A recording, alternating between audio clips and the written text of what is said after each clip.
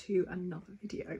It is, as I film this, just at the start of May, and despite the fact that it's already May, I am going to talk a little bit about my reading plans for the month, what my TBR is. I'm going to get onto that at the end of the video. There will be timestamps in the description box below if you want to skip around and skip bits.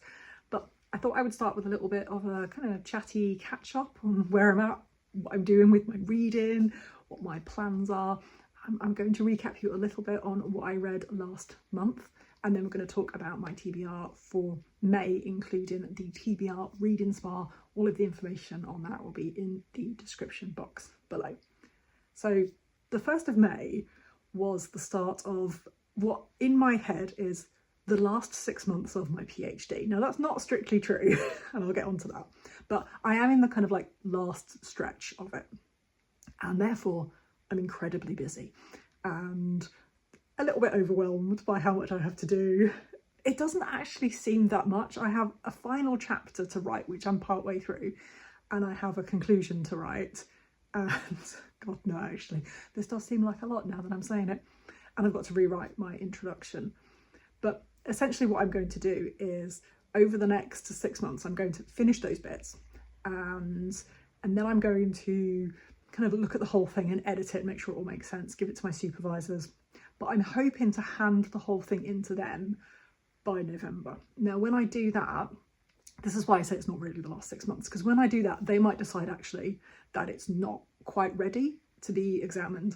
So if it isn't quite ready, if I haven't done enough, or if there are points that I've missed out, then I have to look at it again, and then I'm going to spend a few more months having another look at it, rewriting it again, or rewriting bits of it. I know that there are definitely four chapters that are fine, possibly 5. So it's just this kind of final one, mopping things up, and my kind of general conclusions, I think, that I need to polish a little bit. So it might be that they say, actually, it's not ready. Hopefully it will be, and it just needs a little bit of tweaking and polishing. But then it has to go to the examiners, who I need to find some examiners first and decide who's going to examine my PhD. But it goes to them for a few months for them to read it. And then we schedule in my Viva, which is basically like an exam, a verbal exam, where they quiz me on my PhD and then decide whether it maybe passes with a few corrections. Hopefully that's the kind of best scenario, or maybe major corrections. God, I hope not. I hope by that point it's not going to be anything major, or if it won't be a fail, because we won't let me get to that point if it's a fail, but hopefully everything will go well. So I hope that the whole thing will be finished by spring 2027, but it just takes such a long time. The actual after you hand it in process just takes such a really, really long time. So although I say I'm in the last stretch, it's not really.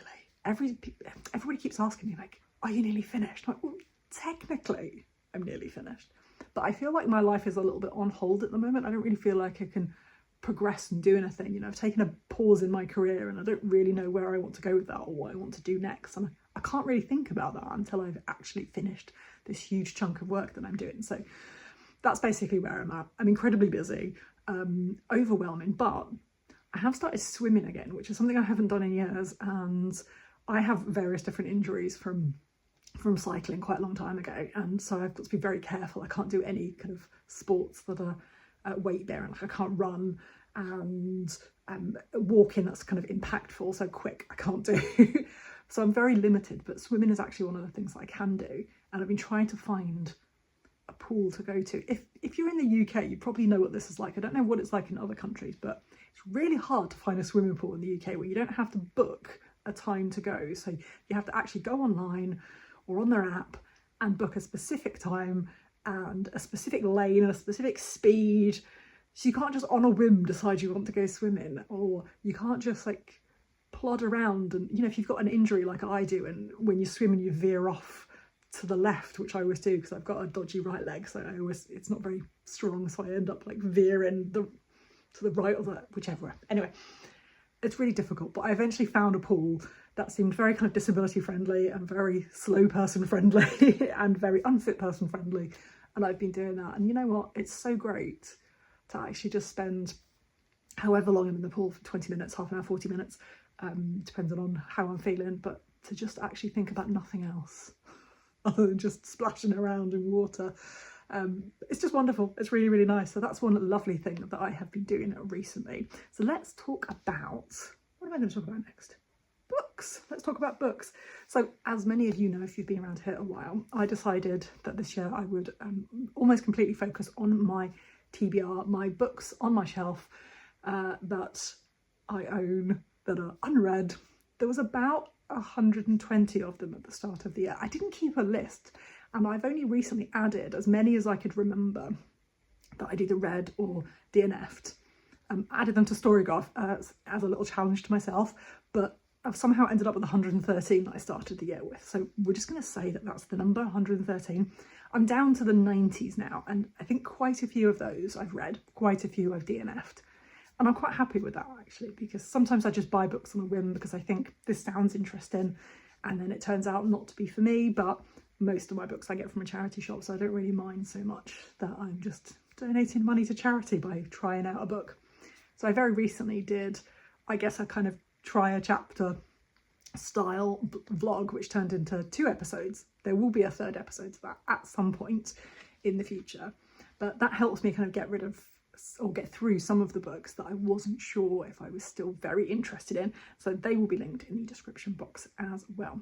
But one of the other things I was planning on doing in 2026 was reading through the Women's Prize for Non-Fiction. I absolutely love non-fiction. I think everyone should read more non-fiction, and reading through a prize like the Women's Prize is a great way of finding non-fiction books. I loved the long list in 2025, and I was hoping to read all of them in 2026. That has not happened, and it won't happen for a variety of reasons.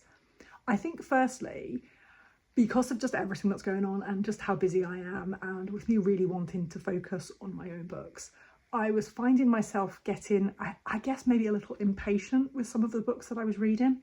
And I don't think it was the book, I think it was me. But I just wasn't finding a lot of them very engaging, and I was getting a bit bored. And some of them were books that I would usually be very interested in, but I was just not finding myself interested, or not finding myself wanting to gravitate towards them. So that's the first thing. I think the other thing was that the books this year just genuinely weren't as interesting to me as last year's books. And I started to think, well, why am I reading through these? And it's a really interesting thing, because I know I'm doing this to myself, and I know I can give myself permission to not read books on a long list, but one of the things I really love about reading through a whole long list is it does kind of push you to read things that you wouldn't normally. But I guess the balance that I'm trying to work out is how to realise when that's a good thing, that I've found a book that I wouldn't normally read. And I think even just using the long list as a way to discover books that you wouldn't normally read doesn't really have that same effect, because you can still see a book and think, that's just not my kind of thing. And you wouldn't necessarily pick it up if you didn't feel like you had to. Does that make sense? You know what I'm trying to say. So I think that kind of making myself read a whole long list, I think that really helps me. But I really do need to work out this balance to try and not force myself to read things that I'm really not interested in. And I think a lot of the books on this year's Women's Prize for Non-Fiction long list kind of suffered for me sort of forcing myself to read them, and I disliked them more than I probably would normally. So I just decided to DNF a whole bunch of them. So that's just my way of saying that I haven't read my way through all of them, and I won't be continuing. I might pick up a few that I'm more interested in future. But actually, one of the other things that I thought was really interesting is that last year I decided to make this spreadsheet of all of the books that I thought could potentially be longlisted, and I used that to predict quite a few books. But I found so many interesting books, so many interesting women's non-fiction that was on that list that I've just now not picked up and not read because they weren't longlisted. And those were books that I was genuinely interested in reading, which seems rather ridiculous to me, that I found all these books that I kind of really want to read but just haven't because they're not on a long list. And again, it's just about balance. I need to work out how to get that balance between discovering new books and finding new things on my long list, and actually just reading things I'm interested in and reading things on my shelf. So this has been quite long, this little chatty bit at the beginning, but I just wanted to kind of say that because lots of people were asking me about how my reading's going for the Women's Prize, and there you go, it's not going. Let's talk about what I have read. And I'm actually going to start with some DNFs, but I'm going to talk about last month's TBR Reading Spa. So if you don't know what the TBR Reading Spa is, it's just a fun thing we're doing. So me and my friend Kerry, we both want to focus on reading more books from our own shelves. And we just thought we'd come up with a fun way, if you want to, for people to, in a really chilled, relaxed, low stakes way, just kind of help guide you towards which book to pick up. If you're not sure, you can use this little quiz that we've come up with. You don't have to. You can also just use them as 1, 2 or 3 prompts every month to find a book off your shelf. But last month, books. So I will drop a link below to last month's video if you want to have a look. And those are the ones that I picked. The 3 books that I picked, I'm looking down at my list now because I don't have some of these anymore. I donated them to a charity shop. The first one that I picked was Fiona Mosley's Elmet. The second one was The Beginning of Spring by Penelope Fitzgerald. And the third one was The 10,000 Doors of January by Alex E. Harrow. So I will start with the one that I most quickly DNF'd, and that is Elmet. I know that this is a very, very popular book. It was longlisted for the Booker Prize. When I posted on Instagram that these were the 3 books that I was going to be reading from my TBR in April, Kerry said that Elmet was one that she absolutely loved. So I said, right, I will get to that one first. And I think this just proves what completely different personalities we have and tasting books. And I think our answers to the quiz questions for May, which I'll get to, also prove this as well. It's a wonderful thing to have a friend that you're so very different to. But she loved Elmet. I really didn't like it. But I think it's because, well, it's because it has a child narrator, and I didn't realise it has a child narrator. It's very rare that I like a book that has a child narrator, and I can already think of a handful of books that I have absolutely loved that have child narrators. So it's not a kind of blanket, I just hate it and don't like it. I think it depends on how it's done, and I did not like the way that it was done in Elmet. I couldn't tell you why. I couldn't quite put my finger on it, and both DNFs actually from the 3 books that I read. Both of them, I can't quite work out exactly what it is, but I didn't like the voice that the story was told in. I didn't find it engaging.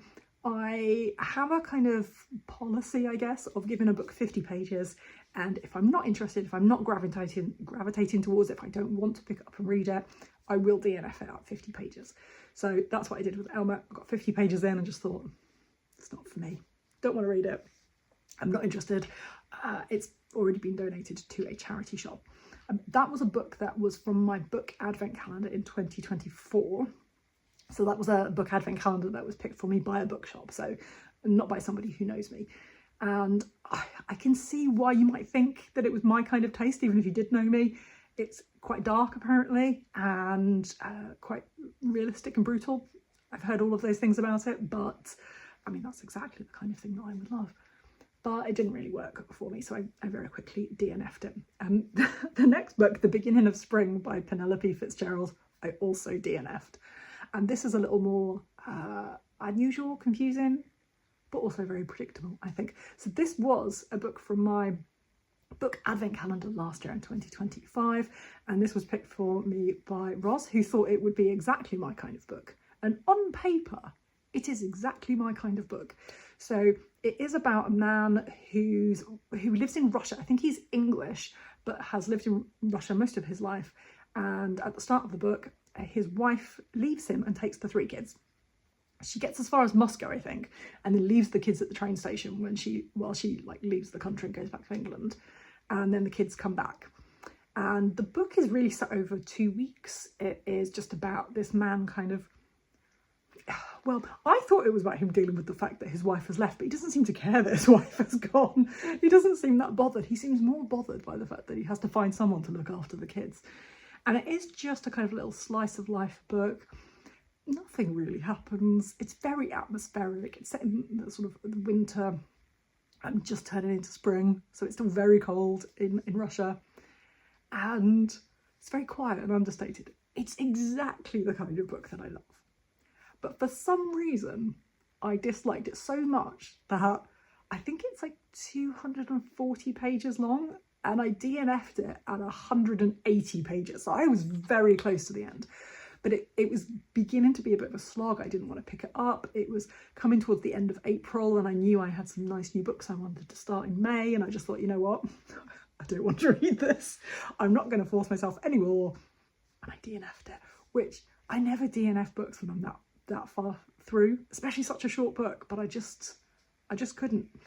And you know what? I don't know what it is. There is something about Penelope Fitzgerald's writing that just doesn't work for me, and I don't know what it is. I'm struggling to work it out, but I feel like I've reached the point with her that I can't keep trying, because I read The Bookshop by her and didn't like it. I did finish it, but I didn't like it. And then I read Offshore, I think that's what it's called, yeah, and didn't like it again. But they're exactly the kind of book that you would think that I would like. Maybe there's something about her writing style, which maybe it's just the time. Maybe every single time I've read one of her books, it just hasn't quite been the right time. But I feel like me and Penelope Fitzgerald we're just not meant to be. We are just not meant to be.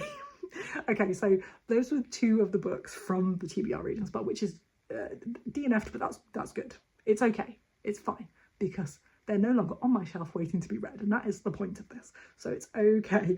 The third one that I read, let me just have a look down. There were only 3 books that I read in April, and 2 of them were Thomas Hardy books. I'll really quickly just mention those. I read The Mayor of Casterbridge, which was the book for March, but I finished it right at the start of April.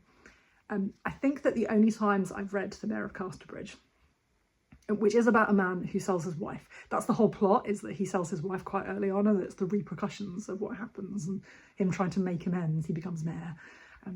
That's the kind of non-spoilery, that's literally the whole point of it. And then things happen. But every time I've read it has been as part of a read-along where I've been reading all of Thomas Hardy's books, and I think every time I get to The Mayor of Casterbridge, I have Hardy fatigue because I haven't liked it. I was going to say every single time, but I've read it twice. Both times I've read it, I haven't liked it, but everyone else seems to really love it. And I don't know what it is again. It was just a month of, I don't know why, but I didn't love The Mayor of Casterbridge, predictably. But then The Woodlanders was the next one I read, which is such a beautiful story. I absolutely love it. Of the Thomas Hardy books we've read so far, and we do have Tess and Jude left, but The Woodlanders is my favourite. It's about a man who is betrothed when he's young to a young woman, but whose dad decides that actually maybe they shouldn't get married, and things go awry from there, and it's quite miserable in a typical Thomas Hardy way.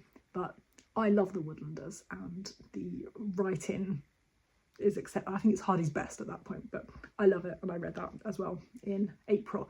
But the final book that I read as part of the TBR Reading Spa was The 10,000 Doors of January by Alex E. Harrow. This was a book on my book advent calendar in 2025, which was suggested to me, and I was really excited when I got this because I used to read a lot of fantasy. I don't think I've ever been like a huge fan of fantasy, but I certainly used to read quite a lot when I was a bit younger. Haven't really done that recently, and I was really excited to get back into reading fantasy. So this is about a young woman called January. Does start off as a child narrator. I thought I'd managed to pick 2 books with a child narrator, but she does get older as the story goes on. And I quite liked the slightly precocious, as if it was being narrated from the future kind of style of the writing for like the early chapters. But she essentially discovers doors to other worlds. That's really what the book is about. And, you know, I had a great time reading this. I wouldn't say that I loved it, but I really, really liked getting back into a fantasy world. I haven't been there for a very long time. This book for me did feel a little bit like the first of a series, because it felt like 2/3 of the book were scene setting and telling you what this world is like and explaining all the different worlds. And there were a few bits that felt a little bit like tropes that I've seen before in fantasy novels. So you had this young girl who was like the ward of a much richer man. Her mother has died, but her dad is like an explorer who goes around the world finding things for this rich man. So the rich man decided he was going to look after the guy's daughter, which seems implausible at the start, and you think it's a bit of a trope, but it does kind of make sense with the plot as you go through. And yeah, I really got very involved in the world. I got it's very intricate. I got really interested in what was going on. Like I say, I did think that it was a little bit too much kind of setting the scene, a little bit too much building that world up for the kind of payoff at the end, which is much, much shorter. I could have actually done with a longer book, even though I don't love long books, and we'll get around to that in a moment, but I could have done with a little bit more. It felt quite rushed at the end, but actually I really enjoyed it. It was a really good adventure. It was really kind of interesting, actually, to kind of see the way that this kind of character develops over time, even though she's still quite young by the end of the story. But I really, really enjoyed it. And yeah, I would actually recommend it. And I'm really glad that it was in my book advent calendar. I had a great time reading it. So my reading plans for May, I'm going to start with the first and the most obvious one, which is a Thomas Hardy book. If you want to read along with us, there's a Discord group. I will drop a link below to that. We are reading Tess of the D'Urbervilles. This is my newest copy of Tess, which I'm going to be reading from. This is one of my top 3 favourite Hardy novels, and I'm looking forward to seeing where this ends up compared to the Woodlanders, compared to Jude. I really love this book. I've read it so many times, but we will be reading this as a group. It's a brilliant book. And again, the description box is doing a lot of work in this video. There will be a link to my introduction for Tess of the D'Urbervilles. If you want to find out a little bit more about how contemporary reviewers reacted to this book, you can find out there. But that's the first thing that I'm going to be reading in May. Well, it might not be the first thing, but it's the first thing on my list of things I definitely have to read. Now, the next thing is I'm not actually sure if I'm going to continue reading this in May or if I will wait until June, July, maybe a little bit later on. So already linked in the description box below, because I've already mentioned it, is the videos that I did of do I even like these books on my TBR, because I couldn't think of a better title, and that was just me trying a chapter of some books. And some of the books that survived, there were 3 books that survived that cull, but one of them was The Love Songs of W.E.B. Du Bois by Honoré Fanone Jeffers. And I have started this book, and as many of you know, I don't like big books. I find them firstly intimidating because they just require so much commitment and so much time. But one of the things that I do like about big books is that you can build up your guns whilst you're holding them up. You can do weight lifting exercises with them. No, what I really like is that you just get really, really involved in the world of the books, and you get really, let me try that again. You get really involved in the world that the book is presenting to you, in the characters' lives. And I have started this book, and it definitely does that. You get really involved, you get really into what is happening in these characters' lives. And this book kind of, I guess it kind of takes you from an entire family's heritage, an entire family's life. There is like a 5-page family tree at the start, and there's lots of different branches of this family, and we go right back to like the 17th century, 18th century, 19th and the 20th, and to the present day, and it kind of goes backwards and forwards between the different generations, and it shows you how they're all interlinked and how this legacy of race and identity in America has affected this family and the main character. And I really, really love this. I have started this. I'm finding it absolutely fascinating. I want to pick this up despite the fact that it's really heavy and a really big book. But someone on my video suggested that with a big book, what I should do is rip it in half. I mean, literally, because it's really heavy, they suggested I should rip it in half. But I took that idea, ignored it, because I'm not going to rip a book in half. Because, I mean, you could do. I'm not that precious about books that we shouldn't fold or bend spines or rip in half. But metaphorically, I have paused at what I think is a good point. It's just a little under halfway, I think, judging by that, maybe just under halfway. But I've actually paused at what feels like a kind of natural point in the story, so I can read some other things, because I don't want to resent reading bigger books. There are lots of bigger books on my TBR, and I'm wondering if I can approach them in the same way, as try and treat them a little bit like part 1, part 2, maybe part 3, part 4, however long the books are, and read them in installments like that. Because it's making me feel like this book is like, I've just read the first part of this book, and now the sequel is coming up, and I'm really excited to get to the sequel. You know, that kind of way. I don't really get this because I don't really read books in series. very rarely actually. I can't remember the last time I read, probably like The Lord of the Rings or something. But I feel like that's what it feels like. It's just I'm reading a series of books and I've read the first book and I'm just waiting for the second book. So I might get around to reading this in May.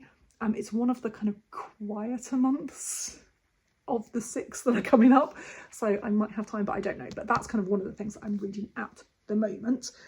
So let me put that to one side. Let's talk about TBR Reading Spa now. So I mentioned it already, but in case you don't know, I'm going to put a little graphic on the screen. This is just a little quiz that Kerry and I came up with. I came up with some prompts. She came up with this great quiz thing. And if you're just not sure what to pick off your shelves, this is just a good way of guiding you towards that. So I will put it up as I'm talking and take it down occasionally. But the question for May is, what's your coffee shop order? And we have given you 3 options here: a seasonal latte, a tea, or a black coffee. And this is what I was saying about the difference in personality. I'm sure it says something about the kind of readers we are. But I know that Kerry has picked a seasonal latte because her video is already up and I will drop a link below to her video. But she loves a seasonal latte. I hate a seasonal latte. Like, I can't think of anything worse. Like, why would you ruin a great coffee with some kind of weird pumpkin flavour? The only thing I will accept is a hot chocolate flavoured with mint or orange. But even that's a bit weird.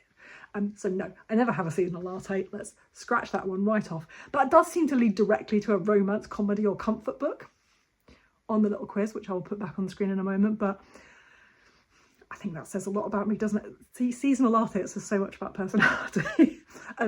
I never have tea in a coffee shop. I think only if I'm having like some kind of afternoon tea, a kind of multi-layered sandwich and cake ensemble.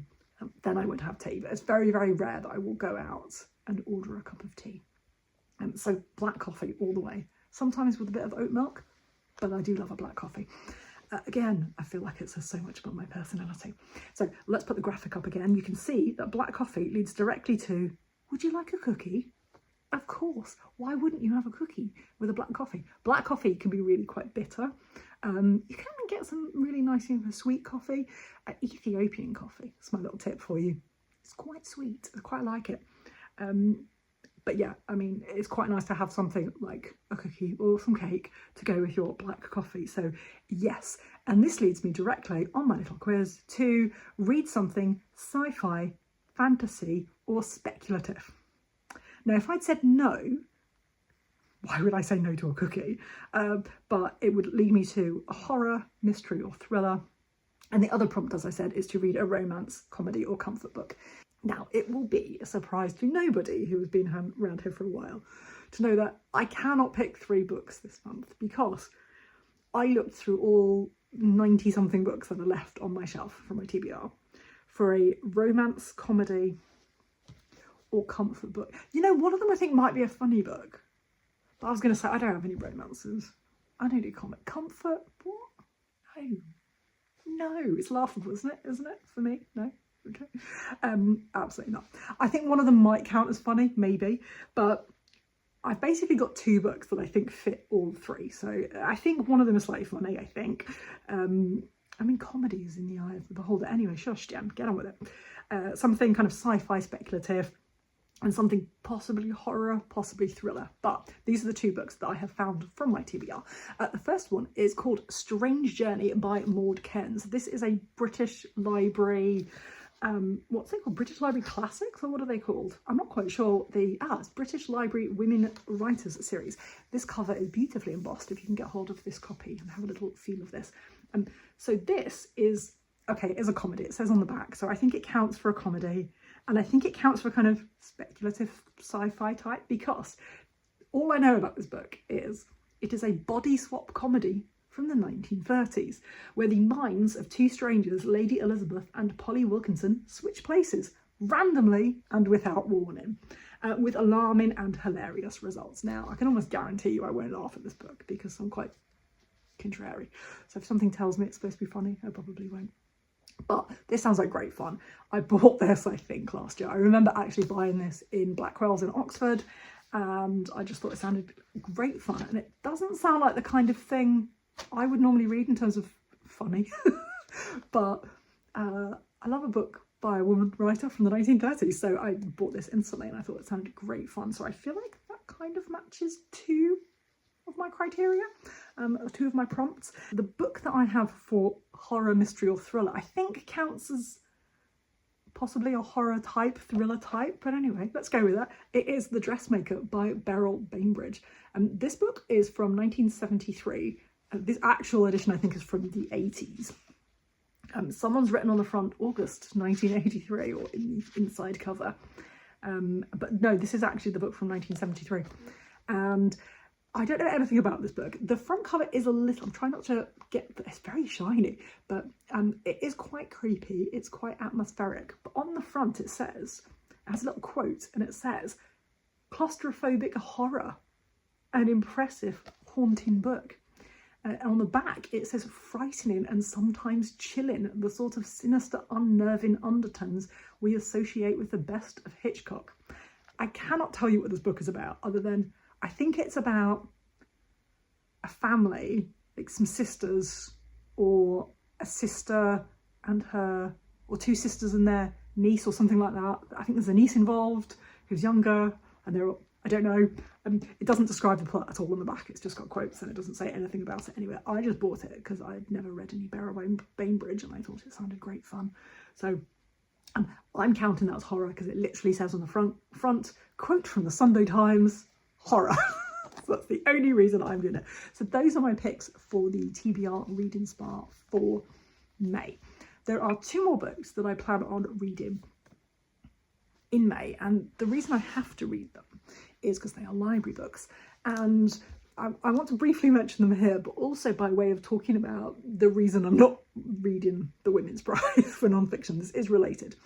One of the things about kind of prescribing yourself reading certain things, like taking part in reading challenges or setting yourself specific TBRs or specific goals or reading through an entire long list, is that it can become quite limiting with which books you have to read. Now, some people really like that. They really prefer just to have it set. They know exactly what they're going to read in any given month.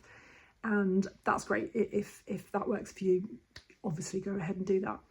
But one of the things that I really miss is just serendipitously picking stuff up in the library or putting holds on stuff. And then months later it comes in and you've got a book and you can just read the book and not having to worry about, well, I don't really have time to fit this in because I'm trying to read all these books by a specific time period. So when I got these two books, which are on my lap here, and I'll show you in a second, that is actually the point at which I said, you know what, no more with this long list. That's actually the thing that tipped me over the edge. So many, many, many months ago, such a long time ago, Simon Savage mentioned on a video this book, which is a very shiny cover. Let's try and angle this correctly. This is Rapture by Emmeline McGuire. This, I believe, I instantly put a hold on at the library, but I think it was on order at the time, and then they didn't buy many copies, but the waiting list was huge for it. So it's only just like 6 months later or something come in, and I just collected it a few days ago, last week actually, and there are many more holds on it, so I have to read it. But this, I believe, is about a young girl in 9th century Roman Empire, the Holy Roman Empire, and she, I believe, disguises herself as a man. I think it's a true story, and then rises up the ranks of the church. I mean, everything about that is my kind of, it's medieval, it's girls disguised as monks or something like that.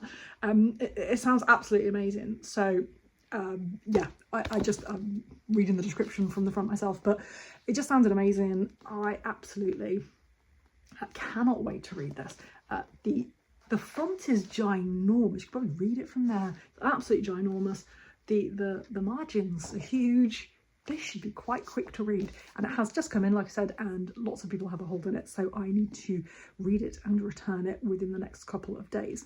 Another book that I had been wanting to read for quite a long time, and I think I saw it in a second-hand shop, but I thought, no, I'm not buying books this year, so I will put a hold on it at the library. I put a hold on it and it came in so quickly, But then as soon as I got it, someone else put a hold on it. So I have to return it. So I have to read it immediately. But that book is The South by Comte Bean. So if you've been around here a while, you'll know that I'm a huge fan of Comte Bean. I absolutely love his writing. This is his first ever published novel. I don't know when it was actually published, but this was his first novel. It was published in that's not true. Published in 1990. When I was 10. So this is quite an old book by this point. I absolutely love his writing. I want to read all of his fiction books. I've read some of his non-fiction as well. I will work my way through all of them. I might go back and reread some of them, but I'm going to probably, because I do this, read them in order. So this was his first one. I cannot wait to read this, but there is a hold on it, so I have to read it soon. And I'm just so excited to just get these books from the library and to be able to read them. So I will definitely be reading this. I think this is the one I'm going to read first in May, and then possibly then the Beryl Bainbridge. So I think this video has been very long. I intended this to be like a 15-minute quick catch up, but there we are. Those are all of the books that I've read or DNF'd or will be reading in May. Do let me know if you have read any of these. Let me know your chosen beverage of choice from a coffee shop. And obviously, do you have cake or biscuit with it? It's got to be one or the other, hasn't it? Let me know all of your thoughts in the comments below. And until next time, thank you so much for watching.